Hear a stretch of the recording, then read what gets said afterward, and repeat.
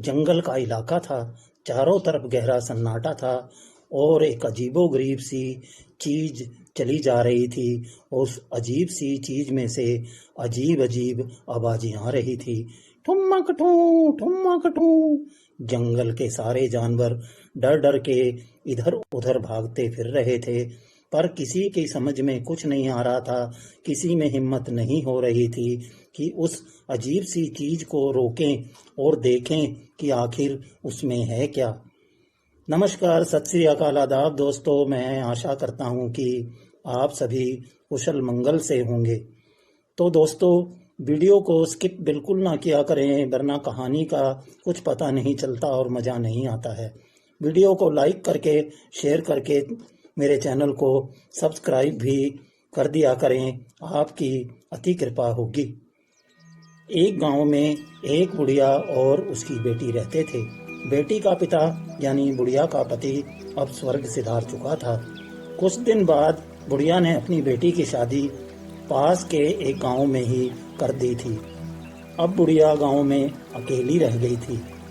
बेटी के गांव और बुढ़िया के गांव के बीच में एक बहुत ही खतरनाक और भयानक जंगल पड़ता था, जहाँ के बहुत ही खतरनाक और भयानक जानवर रहते थे, जिनसे बचकर किसी का भी निकलना बहुत ही मुश्किल था, या यूं कहें कि नामुमकिन था।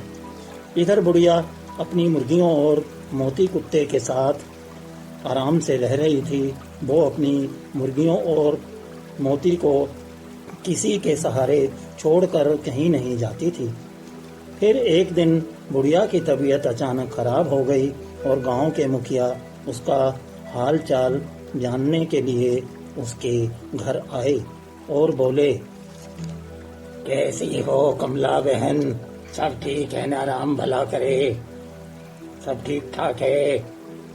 बुढ़िया बोली, अरे नहीं रे मुखिया के बच्चे, मेरी तबीयत जरा भी ठीक नहीं है। 3 दिन से बुखार चढ़ गया है। वैद्य जी से दवा भी ली है, पर कोई खास फर्क नहीं पड़ा है मुआ। तो मुखिया जी ने कहा, मैं तो कहता हूँ कुछ दिनों के लिए अपनी बेटी और दामाद के पास चली जाओ, राम भला करें। जब ठीक हो जाओगी तो अपने घर वापस आ जाना, राम भला करे। बुढ़िया बोली, अरे नहीं रे मुखिया के बच्चे, मैं अपनी मुर्गियों और कुत्ते को कैसे छोड़ के जा सकती हूँ? भला उनको कौन देखेगा? तो मुखिया ने कहा, अरे कमला बहन, अपनी मुर्गियों और कुत्ते की जिम्मेदारी मुझ पर छोड़ दो, यूं ही चिंता मत करो। कमला बहन, इनको तो मैं देख लूंगा, राम भला करे। तुम अपनी बेटी के गांव चली जाओ और ठीक होने पर वापस अपने गांव आ जाना, राम भला करे। पर बीच में जंगल है, वहाँ के जानवरों से बचकर आना या जाना बहुत ही मुश्किल काम है, पर डरने की बात नहीं है। मैं तुम्हें एक तरकीब बताता हूँ, जिसको करने से तुम सही सलामत अपने घर वापस आ सकती हो, राम भला करे। और मुखिया ने बुढ़िया को तरकीब बता दी और बुढ़िया ने कहा, ठीक है मुखिया के बच्चे, कल मैं सुबह की सूरज की पहली किरण के साथ ही अपने घर से बेटी के गांव के लिए चली जाऊंगी। पर क्या ये तुम्हारी तरकीब काम तो करेगी ना? कहीं ऐसा ना हो जानवर मुझे खा जाए और मेरी जान चली जाए। मुखिया ने कहा, नहीं नहीं कमला बहन, मेरी तरकीब एकदम पक्की है, मैं कई बार आजमा चुका हूँ, राम भला करे। तुम बेफिक्र होकर अपनी बेटी के गांव जाओ, तुम्हें कुछ नहीं होगा। बुढ़िया ने कहा, ठीक है मुखिया के बच्चे, मैं तुमसे वापस आकर मिलती हूँ।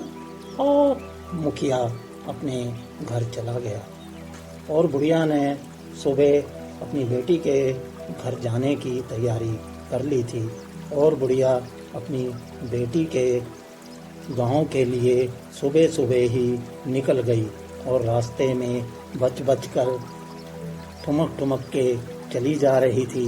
तभी अचानक झाड़ियों के पीछे से उसके सामने एक शेर आ गया और बोला, हे माई, मुझसे बचकर कहाँ जा रही हो? मैं तो यहाँ 3 दिन से भूखा हूँ, कोई शिकार भी नहीं मिला। अब मुझसे भूख बर्दाश्त नहीं हो रही है और अब मैं तुम्हें मार के खा के अपनी भूख मिटाऊंगा। बुढ़िया बोली, नहीं नहीं शेर राजा, तुम मुझे नहीं खा सकते हो। मैं तो बहुत ही कमजोर हूँ और मुझे एक खतरनाक बीमारी भी है। अगर तुमने मुझे मार के खाया तो तुम भी बीमार होके मर जाओगे। मैं बेटी के घर से ठीक और तगड़ी होके आ जाऊं, फिर मुझे खा लेना। इस पर शेर बोला, भाई झूठ तो नहीं बोल रही हो ना? नहीं तो मैं तुम्हें नहीं छोड़ूंगा, कहीं से भी ढूंढ के निकाल कर मार के खा लूंगा। बुढ़िया बोली, नहीं नहीं शेर राजा, मैं झूठ नहीं बोल रही हूँ। शेर ने कहा, ठीक है माई, चली जाओ और वापसी पर मुझसे मिले बिना मत जाना। और बुढ़िया आगे निकल गई। एक एक कर सभी जानवरों को ऐसे ही झूठ बोलती हुई बुढ़िया चली गई और अपनी बेटी के घर पहुंच गई। कुछ दिनों बाद बुढ़िया भली चंगी और तगड़ी हो गई और अब उसे अपने घर वापसी की चिंता सता रही थी कि वो वापस अपने घर जानवरों से बचकर कैसे पहुंचेगी।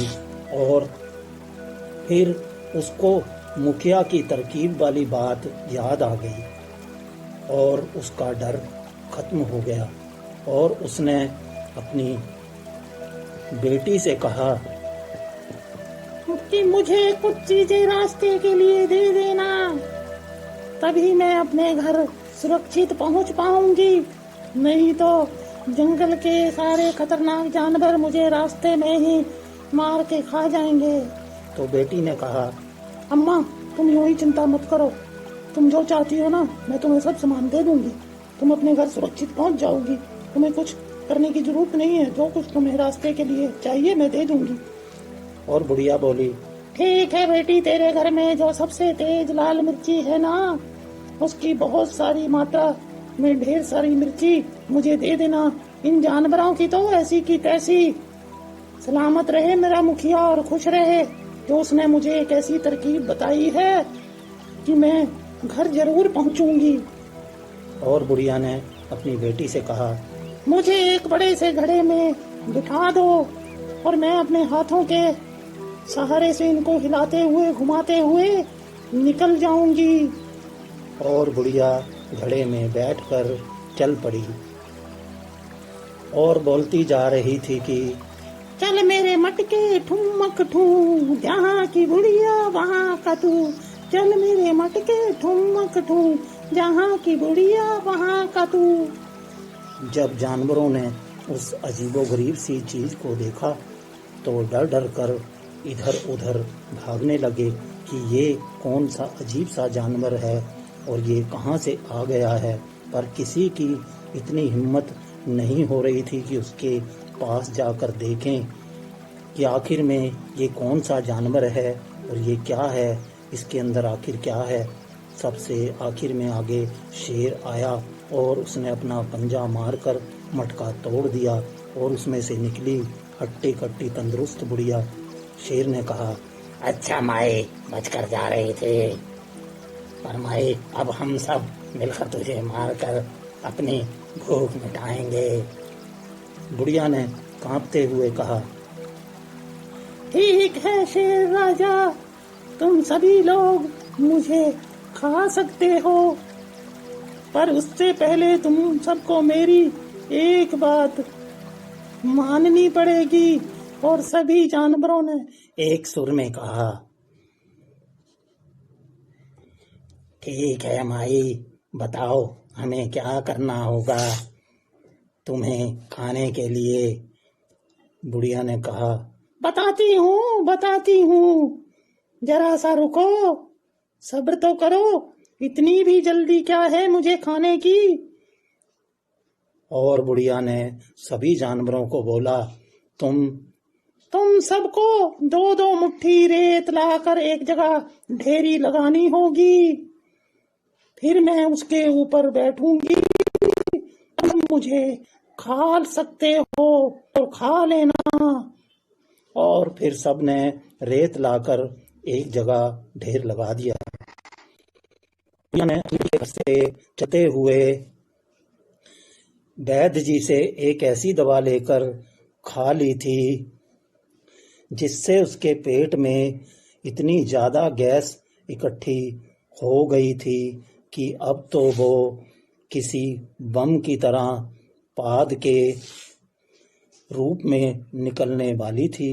और बुढ़िया ने सभी को कहा, अब तुम 2 मिनट के लिए अपनी आंखें बंद कर लो। और खुद उस रेत के ऊपर बैठ गई और उस रेत में बेटी के घर से लाई हुई लाल मिर्ची मिला दी और बोली, सबने आंखें बंद कर ली है ना? तब सब ने कहा, माई तुम हमारी आंखें क्यों बंद करवा रही हो? बुढ़िया ने कहा, वो अब सब अपनी आंखें खोल लो। और बुढ़िया ने अपनी आंखें बंद कर ली। तो जानवरों ने पूछा, माई तुम अपनी आंखें क्यों बंद कर रही हो? इसलिए कि जब तुम मुझे खाओगे तो मैं मर जाऊंगी और मर के भगवान के पास जाऊंगी, तो वो मुझसे पूछेंगे कि तुम्हें किसने मारा, तो मैं किसी एक का नाम नहीं ले पाऊंगी। तब सबने कहा, पर तुम्हारी आंखें तो खुली होंगी, तुम हम सब का नाम बोल दोगी। तो बुढ़िया ने कहा, नहीं नहीं, मैं अपनी आंखें बंद करूंगी। और सब ने आंखें खोल ली और बुढ़िया ने रेत के ऊपर घूमते हुए इतनी जोर का पाद मारा कि मिर्ची मिली हुई रेत उड़ उड़ कर सभी जानवरों की आंखों में पड़ गई और सभी जानवर मिर्ची की जलन से तड़पने लगे और सबकी आंखें बंद हो गई और सब पानी के तालाब की ओर भागने लगे और कहते जा रहे थे, बचाओ बचाओ।